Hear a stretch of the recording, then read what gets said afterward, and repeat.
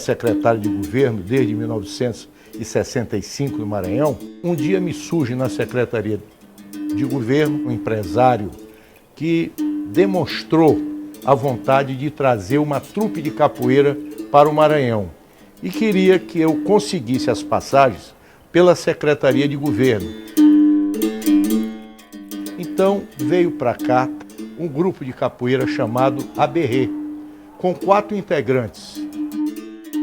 Canjiquinha, que era o grande mestre, Vitor Careca, Brasília e Anselmo Barnabé Rodrigues, o nosso conhecidíssimo Sapo. Deram uma demonstração no salão principal do Palácio dos Leões e se exibiram também num dos estádios de futebol da capital. Esse evento foi muito aplaudido. Nós pensamos em ficar com um desses capoeiristas aqui no Maranhão e assim foi feito. Mestre Sapo criou a Escola de Capoeira Angola. O baiano voltou, indicado pelo mestre Canjiquinha e a pedido de um admirador, que como tantos havia ficado encantado com a arte da capoeiragem. Ele montou uma escolinha, desenvolveu um trabalho muito eficiente. Cláudio Vaz Alemão foi um dos incentivadores. Sapo era um excelente capoeirista, de alto nível. Nós fomos ter a primeira demonstração por causa dele. Tanto que nós não tínhamos nossa escolinha. E ele era um cara que valorizava isso como nunca. Ele passou a ser um professor, teve a escolinha dele e o Maranhão deve a ele. Capoeira do Maranhão chama de Sapo. A capoeira tem 2 momentos. Antes do sapo e pós-sapo, né? O período que o Sapo teve, ele trabalhou muito para a capoeira se desenvolver, ele trabalhou muito para a formação de muitos alunos, muitos capoeiristas. Eu comecei a treinar capoeira, começava a treinar capoeira no fundo dos quintais, né? Depois tinha a roda na rua, a gente ia avaliar na rua. Depois o Sapo chegou, foi botando indumentária, colocou capoeira nos Jogos Escolares maranhenses e foram para outros torneios. Sapo foi o cara que deu outra cara para a capoeira. O poder público teria dado ele a condição de docente de capoeira, numa época em capoeira, né, não se ensinava em espaços públicos, né, em uma escolinha para toda a sociedade. Com o Sapo, o Estado, né, o Sapo foi o primeiro docente da escola estatal de esporte no caso da modalidade de capoeira. Isso levou a ele, assim, o maior número de alunos. A influência dele, né, cresceu em termos entre os capoeiras aqui de São Luís. Ele buscou um local, né, o Ginásio Costa Rodrigues, na época, e através da Secretaria de Esporte e Lazer, chamada CEDEL, fundou a Escolinha de Capoeira. Então foi a primeira aqui do Maranhão. Ele tinha um apoio de muitas autoridades. O Sapo requisitava muita coisa para auxiliar o treino, ele era atendido. A capoeira era tratada como os outros esportes, né? Com as mesmas oportunidades. Conheci quando ele chegou de Salvador, nós éramos vizinhos de frente. E lá começou uma amizade entre nós, que depois transformou-se em namoro. Alegre, extrovertido, todo o tempo com um sorriso nos lábios. Ele não queria que a capoeira aqui no Maranhão ela tivesse essa conotação de marginalismo. Ele queria, na verdade, era inserir nas escolas, também como uma maneira de educar uma criança, um adolescente.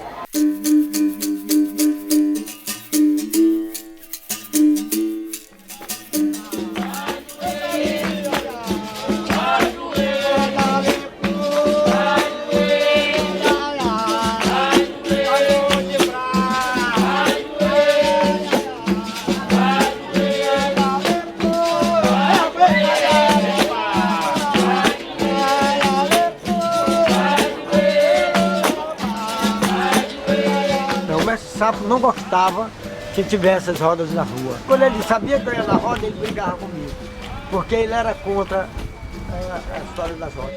Olha, essas rodas de rua, ele não aprovava, né? Ele não aprovava. Aí quando ele sabia, ele me ligava de açougueiro. Aí tem uma roda lá na Praça Santo Antônio, nós vamos ter que ir lá. Aí já sabia, né, que era para acabar a roda, né?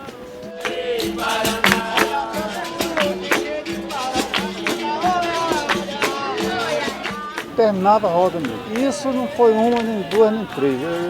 Várias rodas assim.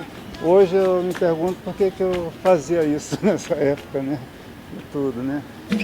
Quando ele participava das rodas, era no intuito de ele levava uma outra pessoa com ele para fazer a compra do jogo, não no intuito de acabar, mas para disciplinar. Quando a roda não tinha muita essência, ele acabava mesmo. E só ele mesmo que comandava, então ele não gostava de certas coisas, ele proibia. Ele, como tinha um certo conhecimento, não aceitava umas certas coisas. Era isso que era o problema dele. Ele sempre procurou zelar o que ele gostava, que é a capoeira. Se algum aluno dele participou de uma roda e alguém bateu no aluno dele, aí é como se tivesse batido nele. E quebrava todo mundo no pau, e quebrava birimbau, e furava tabaco, e depois de todo mundo ter pegado uma surra dele. Mas os alunos dele regularmente frequentavam, diversos deles frequentavam a roda de capoeira de Seu Diniz. A roda de capoeira de Seu Firmino Diniz, que funcionou neste local em frente a essa árvore.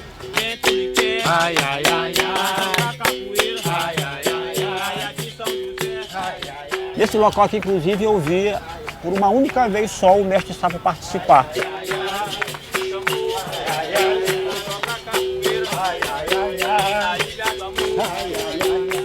O mestre Diniz sempre foi o irmão e parceiro do mestre Sapo, né? Nessa jornada. O Diniz ele teve uma particularidade, que até houve uma certa discordância com o mestre Sapo, porque o Diniz queria fazer apresentações, queria divulgar mais a capoeira. Então ele convidava alguns alunos de Sapo para fazer apresentações e eu participava. O ponto de convergência era a roda de capoeira de Seu Diniz, ele era a pessoa que aglutinava.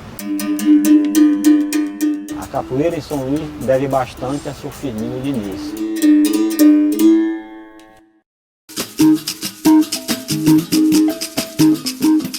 Uma questão engraçada, né, do pato, do sapo na nossa convivência, foi que um lutador de luta livre aí na televisão disse assim, olha, eu vim aqui para desafiar qualquer um, né, e toda bicharada da capoeira.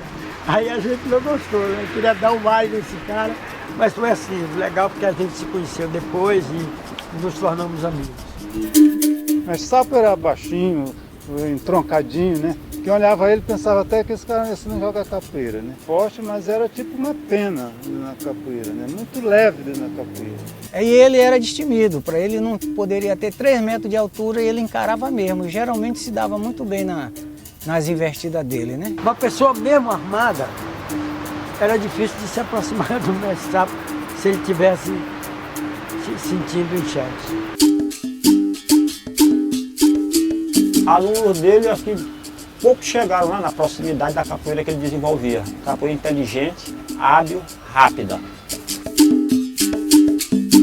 Ele era muito bom nisso, né? Ele era boxeador, então ele tinha mesmo essa ginga, né, de boxeador, ele era forte, sim, ensinava isso pra gente também, a ginga. Mas sem dúvida nessa época, o mestre Sapo era a referência mais importante da capoeira na cidade. Havia talvez alguns capoeiristas que haviam aprendido capoeira em outro lugar, mas se não quase todos os outros capoeiristas, de uma maneira ou outra, haviam sido alunos de mestre Sapo. Mesmo se eles não continuassem treinando com ele então era a referência principal da capoeira. E ele sabia disso.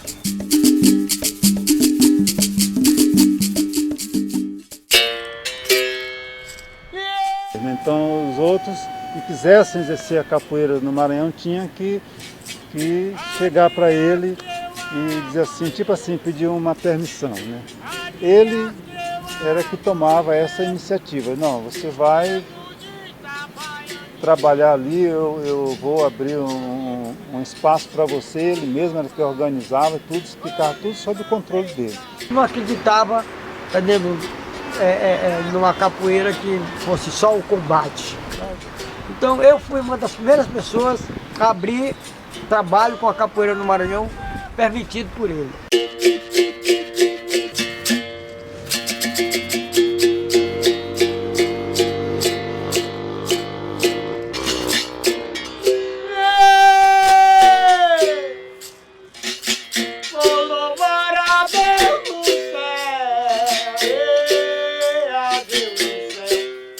Para falar de capoeira hoje, no Maranhão, se não falar de sapo, não está falando da capoeira, porque hoje todos os mestres que tem hoje, a maioria aqui no Maranhão, antes de sapo, já foram. Isso que estão da época de sapo para cá, se não falar de sapo, não está falando de capoeira do Maranhão, né?